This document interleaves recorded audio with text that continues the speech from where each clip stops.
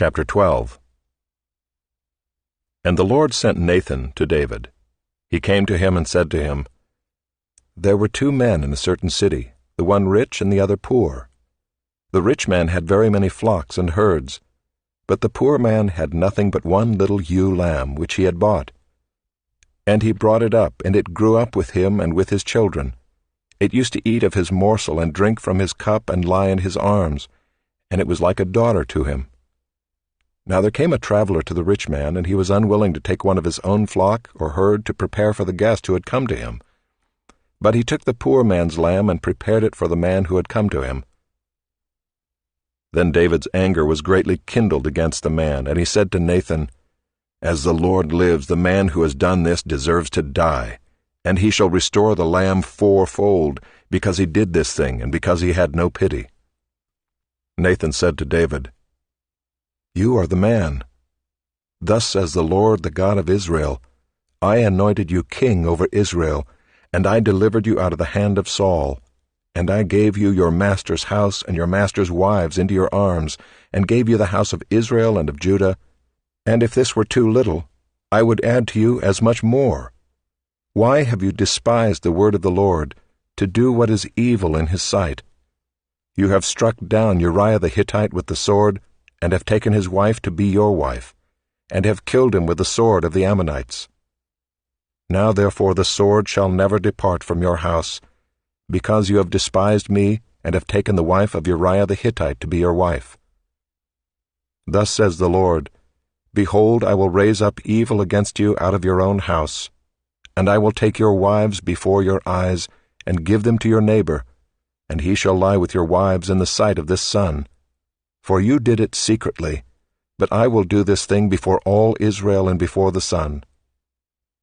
David said to Nathan, I have sinned against the Lord. And Nathan said to David, The Lord also has put away your sin. You shall not die. Nevertheless, because by this deed you have utterly scorned the Lord, the child who is born to you shall die. Then Nathan went to his house.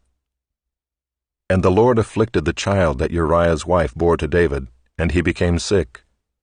David therefore sought God on behalf of the child, and David fasted, and went in and lay all night on the ground.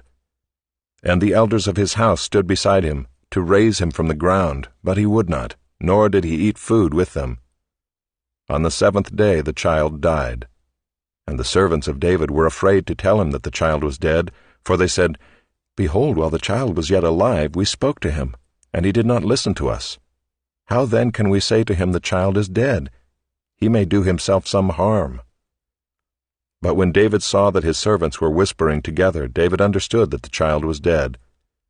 And David said to his servants, Is the child dead? They said, He is dead. Then David arose from the earth and washed and anointed himself and changed his clothes. And he went into the house of the Lord and worshipped. He then went to his own house, and when he asked, they set food before him, and he ate. Then his servants said to him, What is this thing that you have done? You fasted and wept for the child while he was alive, but when the child died, you arose and ate food. He said, While the child was still alive, I fasted and wept, for I said, Who knows whether the Lord will be gracious to me, that the child may live? But now he is dead. Why should I fast? Can I bring him back again? I shall go to him, but he will not return to me. Then David comforted his wife Bathsheba, and went in to her, and lay with her, and she bore a son, and he called his name Solomon. And the Lord loved him, and sent a message by Nathan the prophet. So he called his name Jedidiah, because of the Lord.